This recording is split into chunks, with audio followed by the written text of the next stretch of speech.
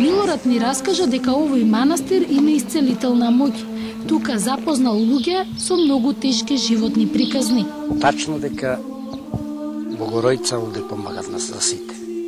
За секој еден човек. Без разлика ако викат така. И за муслимани, и за можат имат право да дојдат, ама не е нивни, веднаш.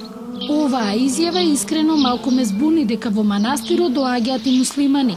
Внатре во верскиот објект, кој датира од 1316 година, се палеа свеќи и се минуваше под иконата на Богородица за здравје и среќа, а друг верник се подготвуваше за абдест, обичај кај муслиманите.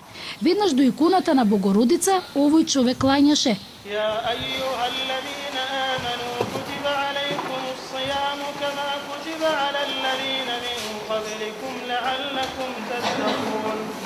Ми објасни дека во овој дел од манастирот, каде нема нацртано фрески, се молат некрстените, а на мусулманите им било дозволено да ги извршуваат своите верски адети во 1558 година. Тоа е времето кога почна и исламот да се прошири во овие краишта.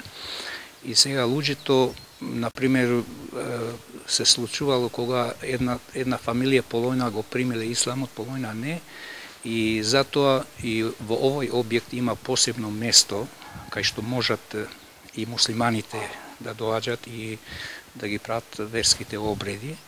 Значи од левата страна од објектот кај што снимавме има бунарче, има вода, има џумои што се употребуваат кај муслиманите за земање абдес.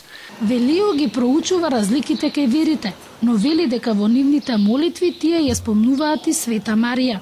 На заминување раскажа дека тој верува и знае луѓе кои овде, како што вели, од лековитата вода оздравеле, а им помогнала и на многу неродилки. Многумина овде го знаат Велиу.